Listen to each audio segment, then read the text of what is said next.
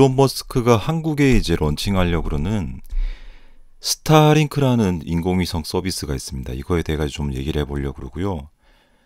일단 자료의 출처는 제가 나무위키하고 위키피디아 두 군데서 자료를 보는 중인데 같은 스타링크 설명인데도 상당히 느낌이 많이 다릅니다. 나무위키가 일단 제가 볼 때는 좀 더 편리한 것 같고요. 일론 머스크가 세운 회사 중에서 이 스페이스X라는 그 회수할 수 있는 우주선이 로켓이 있는데 거기에 있는 사내 프로젝트가 스타링크가 있습니다. 스타링크는 로고가 이렇게 생겼고요.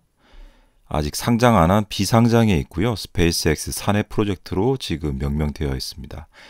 2015년도부터 시작이 되었고요. 대표자는 일론 머스크가 되어 있다. 이렇게 보시면 될 것 같아요. 쭉 개요가 이렇게 목차가 나와 있고 하나하나 좀 보도록 할게요. 이번 영상은 좀 편안하게 해가지고 내용을 하나하나씩 좀 보도록 할게요. 저는 이제 그 위성을 하나 쏠 때마다 로켓을 하나씩 올려야 되는 줄 알았는데 이 로켓 윗부분에다가 위성을 뭐 4개 이상씩 여러 개씩 해가지고 최종 목표가 이제 지구 주위로 42,000개까지 이렇게 3단계의 높이로 고도를 해가지고 12,000개에서 42,000개까지 이렇게 높이겠다 이런 계획을 가지고 있고 이 하나하나가 지상하고 이제 단말기라든지 이 지상에 세울 수 있는 안테나가 있는데 그 안테나 위성구하고 서로 연동을 하는 그런 구성이 되겠습니다. 이 라우팅 개념으로 해가지고 각각의 위성들이 최단 경로로 해가지고 위성끼리도 이제 통신을 하게 되고 지상에 있는 지상국들하고도 같이 통신을 하는 그런 개념으로 보시면 될 것 같아요. 2001년도에는 87개가 이제 발사가 됐었는데 2019년까지만 해도 390개로 상당히 많이 올라가 있습니다. 그리고 전 세계에 현재까지 쌓아 올린 위성이 8,836개고 지구 궤도를 돌고 있는 정지위성 5,362개가 있는데 4만 개를 넘겨가지고 이제 올리겠다 그러니까 상당히 많은 숫자를 단시간에 올리겠다는 계획을 가지고 있는 것 같습니다. 지금 위성이 미국이 가장 많이 가지고 있고요. 약 2,000기를 가지고 있고 러시아가 1,528개, 한국이 31개 정도 가지고 있습니다. 이렇게 가지고 있고요. 스페이스X의 개요를 보게 되면은 12,000에서 42,000기. 이 고도를 보게 되면은 지상하고 통신을 좀 빨리 하고 딜레이를 적게 하기 위해 가지고 고도를 많이 낮춰 가지고 서비스를 하게 되어 있습니다. 그래서 요 정도 350km에서 550km까지면은 상당히 낮은 고도가 되겠고요. 다른 뭐 예전에 모토로라에서 진행했었던 66기의 이리디움 핸드셋 그 안테나가 큰 핸드셋을 가지고 통화를 할 수 있는 위성 전화기인 이리디움만 해도 780km였는데 고도가 350km 상당히 낮은 쪽에서 이렇게 돌고 있다. 그리고 위성의 무게는 227kg이니까 좀 상당히 무거운 편에 들어간다. 이렇게 보시면 될 것 같아요. 상당히 빨리 돌아가겠죠. 그래서 자, 나무위키에서 제가 보고 있고요. 지금 만든 날짜는 2023년 2월 13일 밤 11시에 지금 자료를 만들고 있습니다. 자, 위키피디아 이렇게 되어 있고요. 아까 안쪽으로 더 들어가 버렸네요. 자, 이렇게 보겠습니다. 이 원리를 보게 되면은 상당히 이제 지금은 그 LTE랑 5G 같은 게 많이 깔려 있어 가지고 상당히 많은 사람의 숫자들을 가입자들을 많이 받을 수가 있습니다. 하지만은 그 미국의 사막 지역이라든지 바다 위 한가운데 이런 데에는 이제 기지국을 세울 수가 없기 때문에 이러한 지상에 안테나만 하나 세우게 되면은 이쪽에 인공위성하고 연결이 돼 가지고 대륙간에도 같이 연결돼 가지고 보낼 수가 있고요. 이 상당히 고주파수에서 30GHz 이상 40GHz 대역에서 주파수 운영을 하기 때문에 딜레이가 적고 광 케이블 땅으로 가는 것보다 훨씬 더 빨리빨리 갈 수 있다. 이렇게 생각하시면 될 것 같아요. 자, 스타링크는 세 단계로 이제 구축이 되는데 첫 번째 단계는 570km 정도, 여기에서 이제 한 4,400개 정도 먼저 날리게 되고요. 그 다음에 좀 더 촘촘하게 만들려면은 340km, 그다음에 7,500개 정도 더 하게 되고, 세 번째 단계는 이제 FCC, 여기가 이제 연방 커뮤니케이션 허가국이니까 미국에 있는 FCC에다가 페더럴 커뮤니케이션 쪽에다가 3만 개 추가로 발사하겠다고 이제 허가를 내놓은 상태입니다. 그래서 토탈 합치면은 4만 2천 개 정도, 4만 2천 개 하고, 이때까지 인류가 모두 발사한 그 모든 인공위성보다 5배가 더 많다는 게 아주 흥미로운 내용이 되겠습니다. 스페이스X에서 지금 펠컨 9으로 이제 재활용하면서 미사일을, 로켓을 계속 사용하고 있죠. 그 펠컨 X에다가 펠컨 9에다가 실어가지고 계속 위로 올리고 있는 게 되겠습니다. 고주파수에서 사용을 하고 있고요. 쭉 내려가 보게 되면은 이 쇼츠에 상당히 인상 깊은 그 영상이 하나 올라와 있는데, 요 지상국에 이제 가입을 하게 되면은 가입자가 사용하는 지상국에 있는 그 주파수를 수집할 수 있는 안테나가 되겠죠. 사방에서 주파수가 오면은 이렇게 모아가지고 가운데로 모아주는 송수진 안테나가 되는데, 이 한 17초 정도 지나고 나면은 자기가 전체적으로 쭉 스캔을 다 합니다. 주파수를 스캔을 해가지고 위성이 발견이 되면은 조금씩 틀어가면서 그 각도를 좁혀가지고 하늘에 있는 인공위성하고 정확하게 각도를 맞춰가지고 자기가 움직이는 거죠. 전원을 켜고 나면은 자기가 하늘로 바라보면서 위쪽에 이제 장애물이 없는 하늘이 뚫려 있는 이런 쪽에다가 장비를 설치하게 되고, 여기 있는 이제 신호를 받아가지고 쭉 오게 되면은 모뎀에 연결되죠. 모뎀 디모듈레이션에 있는 모뎀 박스에 연결돼 가지고 인터넷에 바로 연결할 수 있는 그런 구성이 되겠습니다. 그래서 연결하는 방법은 위성 스케줄표를 가지고 있으니까 여기 전원을 켜면은 자동으로 움직여 가지고 각도를 잘 맞춘다. 이 거리가 이제 350km 정도 되다 보니까 0.1도 각도가 상당히 많이 틀어지게 되는 거죠. 그래서 정밀하게 자동으로 위치를 잡는다. 이 수동으로 잡게 되면은 이것도 보통 일이 아니거든요. 손에 이제 정확도가 어렵기 때문에 자동으로 하나 넣는 게 낫다. 이렇게 되겠죠.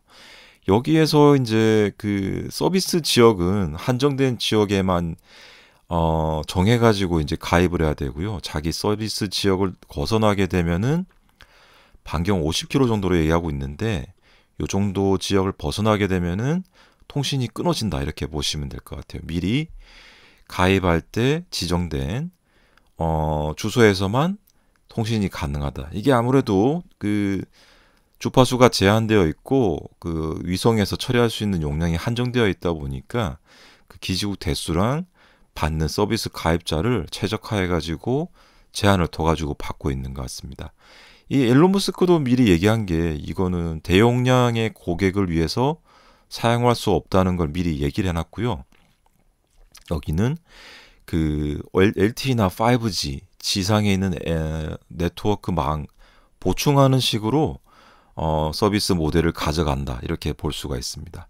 눈이 왔을 때 어떻게 되냐, 이제 이런 재밌는 질문이 있었는데, 요 히터 기능이 있어가지고 영하 30도로 이제 스펙을 정해놨는데, 캐나다에서 실제로 40도 이하로 떨어져도 동작하는데 문제가 없더라. 이렇게 볼 수가 있고, 위에 이제 동물이 올라가면 방법이 없죠. 이럴 때는 서비스가 안 되고, 위에 뭐 장애물이 있어도 방법이 없고, 강풍이 불어도 넘어지면은 아마 서비스가 안 되지 않을까. 근데 거기에 대한 언급은 없다. 이렇게 되어 있습니다.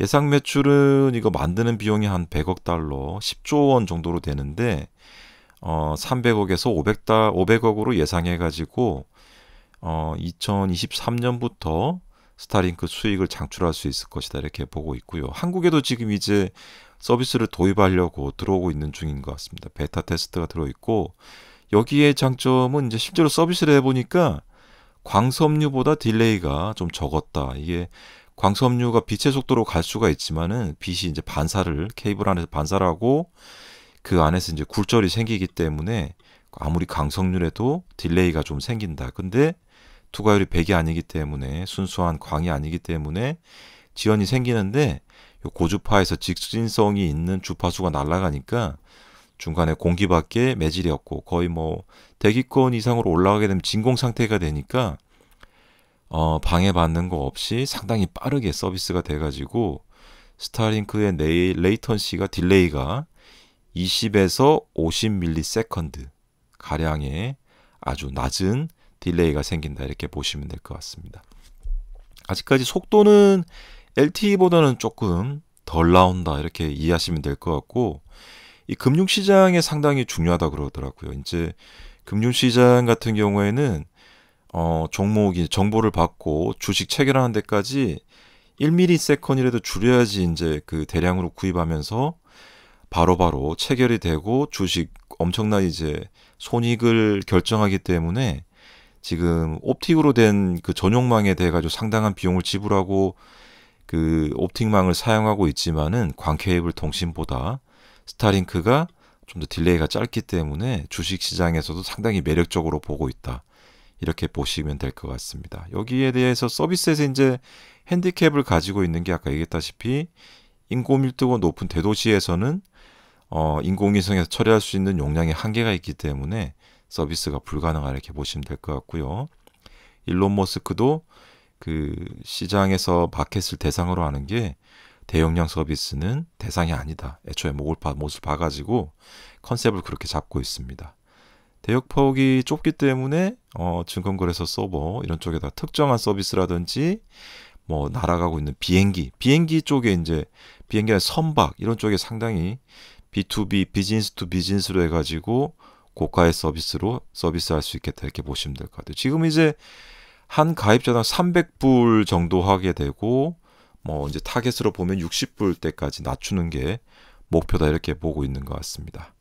자, 통신산업에서는 아직 이제 카니발리제이션 그러니까 이제 시장 침범은 일어날 것 같지는 않고요. 기존에 이제 KT나 SKT, LG 같은 서비스 프로바이더한테 그 보충할 수 있는 망 같이 연합해 가지고 볼 수 있을 것 같고 스페이스X 같은 경우에는 이제 산불이 났을 때 아니면 군용망으로 해가지고 화산 폭발 그리고 이제 재밌는 게 우크라이나 전쟁이 났을 때 우크라이나 이제 정통부 장관이 트위터로 스타링크를 우크라이나에 좀 지원해 달라 그래가지고 알겠다 그러고 바로 이렇게 서비스를 한 그런 이력이 있죠. 그때 정말 재밌게 흥미롭게 봤었는데 그런 이제 정치 외교적으로도 영향을 많이 가질 수 있고 그래서 미국에서 국방부 쪽에서도 상당히 많은 관심을 가지고 있고 예전에 미국에서 보유하고 있는 GPS 위성 이외에도 스타링크망이 상당히 떠오르는 상당히 중요한 그런 통신망으로 보시면 될 것 같습니다. 군사적 이용은 전 세계에 발달된 GPS 이외에 같은 얘기가 나와 있는 거죠. 미 공군에서 스타링크 테스트를 하면서 스타링크에 대해서 상당히 이제 포텐셜을 높게 보고 있다 이렇게 보고 있는 것 같습니다. 자, 우리 할점에 이제 그 천문학자들이 상당히 불만을 많이 가지고 있는 게 이렇게 줄 서가지고 스타링크 트레인 기차같이 쭉 날아가기 때문에 이 별을 관측해가지고 이제 별이 어떻게 움직이는지 좀 봐야 되는데 이게 너무 밝아버리니까 스페이스X의 스타링크가 지금 천문학자들한테 상당히 빛공해를 인해 가지고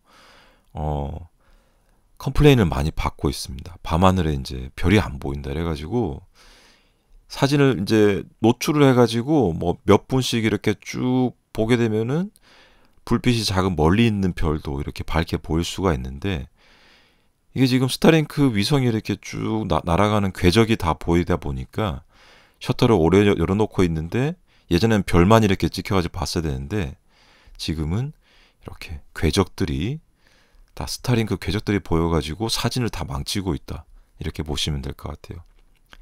그래가지고 좀 제발 좀 해결책을 내달라. 그래서 일론 머스크도 처음에는 모르쇠로 가다가 미안한지 이제 새로운 그 방식으로 해가지고 반사되는 부분에 대해서 반사가 안 되도록 까만색으로 많이 이제 차양막을 설치하겠다 이렇게 얘기를 했는데 차양막을 설치를 해도 그래도 이제 여전하게 이렇게 보이고 있다 그런 후문이 있는 것 같습니다. 우주 쓰레기 같은 게 이제 수명을 다했을 때 계속 시간이 지나면은 위성이 떨어지게 되는데 어떻게 될 거냐 했는데 지금 일론 머스크 쪽에서는 스페이스X 쪽에서는 내려올 때 그 충돌 위기는 없을 것 같고 대기권에 진입할 때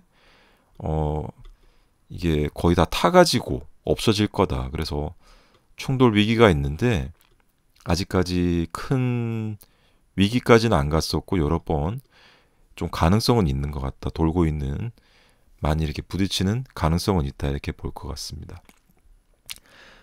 데이터 대역폭은 17기가에서 23기가 비트 퍼 세컨으로 되어 있고 모두 동작한다면 240 테라bps 스루프 속도까지 다 커버할 수 있을 것 같습니다. 그래서 이 한 사람이 이렇게 쓸 수 있는 게 아니라 전체 가입자가 접속하는 총 토탈의 통신량, 그러니까 한 사람이 쓰고 있는 그 데이터 속도에다가 전체 가입자 수량을 곱한 게 이렇게 한 대당 17기가에서 23기가 bps가 되고 12,000개의 인공위성을 가정한다 그러면은 240 테라bps 1초당 240 테라비트가 되겠다. 이렇게 볼 수가 있습니다.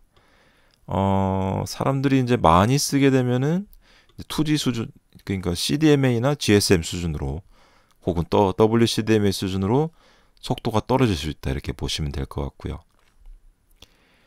이렇게 이제 대한민국이나 인구 밀도가 높은 데서 많이 써버리게 되면은 그 위에서 커버하고 있는 인공위성이 정지 궤도에서 커버할 수 있는 한계가 있기 때문에 그런 이제 많은 가입자들이 있는 밀도가 높은 국가에서 좀 단점이 있다. 커버하기가 어렵다. 이렇게 보시면 될 것 같습니다.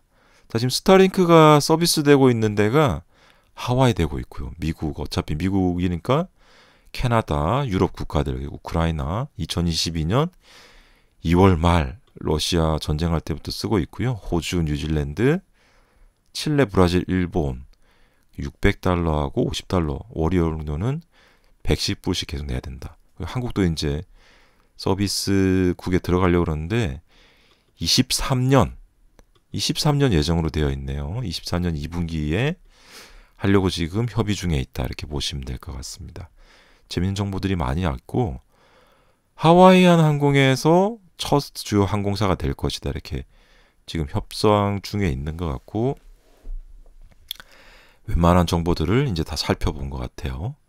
그래서 스피드로 봤을 때는 LTE보다 조금 더 느린 35메가에서 60메가bps 다운링크가 나오고 업로드 속도는 4.5에서 18메가bps 그리고 응답 속도가 상당히 좀 낮은 편인데 응답이 딜레이가 적을수록 좋은 거죠. 31에서 94ms가 되겠습니다.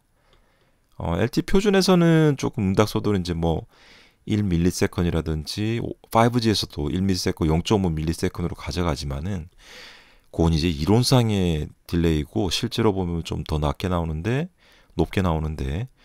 그거 비하더라도 상당히 괜찮은 수준인 것 같다. 이렇게 보면 될 것 같아요. 그래서 미국에서 사용하는 인터넷 속도에서 상위 5% 정도에 속할 수 있다. 그리고 일반적인 유튜버가 시험한 결과에 따르면은 120에서 160까지 나왔는데 LTE에 조금 못 미치는 수준으로 LTE 근방으로 보면 되겠다. 이렇게 이해하시면 될 것 같습니다. 스타링크 위키피디아 내용을 좀 보게 되면요. 아까 다 같이 봤던 내용이니까 2015년에서 17년에 설치가 됐다. 이렇게 보시면 될 것 같아요. 스페이스X에서 나온 프로젝트인데 이게 아직 상장이 안 된 상태로 스페이스X 그 회사 아래에서 이렇게 진행되고 있는 게 상당히 재밌는 것 같고 이쪽에 스페이스X 개발 단지가 이렇게 시골에 한적하게 근무 환경 좀 좋아 보이네요. 이렇게 보시면 될 것 같아요. 이제 총 발사 대수는 지금 1085대까지 최후 발사일은 2021년 2월 4일 날 발사했다. 이렇게 보시면 되겠고요. 쭉 내려가 볼게요. 글씨가 많아가지고 너무 좀 어지럽게 보는 건 아닌가 모르겠네요. 하여튼 스페이스X가 처음에는 이렇게 실제로 잘 될지는 몰랐는데 저렇게 잘 되는 거하고 그 연계돼가지고 스타링크까지 위성을 올리고 있는 게 상당히 인상적인 것 같습니다. 자, 위성수하고 궤도 아까 봤던 내용들이고요. 여기에도 수명을 다한 위성들이 9개 정도 나와 있다. 이렇게 되어 있고 4만 개 정도 넘는 위성들이 이렇게 다 커버할 수 있는 위성이 커버하는 그림도 보여 있고요. Ka 밴드라고 주파수 대역이 있는데 26.5GHz에서 40GHz, 이제 위성에서만 쓰는 아주 고주파수 대역이고, Ka 밴드라고 부르고 이제 Ku 밴드, Ka 밴드, 뭐 C 밴드 이런 식으로 위성 주파수는 밴드로 그 대역을 표시하고 있습니다. 이렇게 높이 올라가야지 사용하지 않는 주파수가 비어 있는 구간이 많이 나와 있고, 이 고주파로 갈수록 멀리 직진성이 좋기 때문에 하늘 위로 이제 일직선으로 쭉 날아갈 때는 이런 고주파가 있어도 상당히 신호의 감쇄 없이 패스로스의 영향을 덜 받으면서 멀리 갈 수 있는데, 건물들이 많다든지 숲을 지나간다든지 지상을 향해 가지고 쏘게 되면 이런 높은 주파수들은 금방 이제 주파수가 감쇄돼 가지고 얼마 못 가고 없어지겠죠. 자, 그렇습니다. 아까 얘기했던 그 스타링크 트레인, 이렇게 천체를 관측하는데 줄이 다 가가지고 스타링크의 영향으로 제대로 관측되지 않은 천문학자들의 불편이 상당히 많이 나오고 있다, 이렇게 보시면 될 것 같아요. 이 스타링크는 나중에 이제 지금 6G 표준도 상당히 연구 중에 있는데, 6G 표준에도 이제 항공이라든지 비행기 연결, 그리고 이제 위성으로 활용한 여기저기서 다 사용할 수 있는 커버리지를 올리고, 대상의 한계가 없이 여러 가지 사물들을 다 연결하는 서비스를 구상하고 있습니다. 그래서 6G 아직 표준이 정해지고 있는 상태이기 때문에 어떻게 영향을 미칠지 모를 것 같고요. 아까 얘기했던, 잠깐 다시 언급을 하자면은 1단계에는 550km, 그리고 2단계에는 2800기, 그리고 Ku 밴드 12에서 18, 그리고 Ka 밴드 26에서 40GHz, 그리고 340km에서 V밴드 같은 경우에는 정확하게 주파수 대역이 정확하게 참조 무사가 안 나오기 때문에 나중에 좀 찾아봐야 될 것 같네요.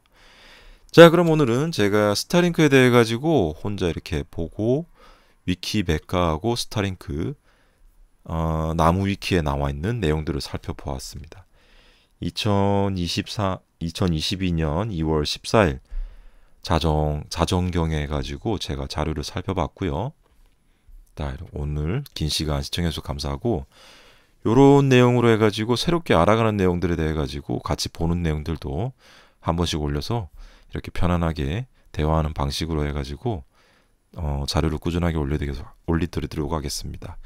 긴 시간 시청해주셔서 감사드리고요. 다음에 또 뵙도록 하겠습니다. 안녕히 계세요.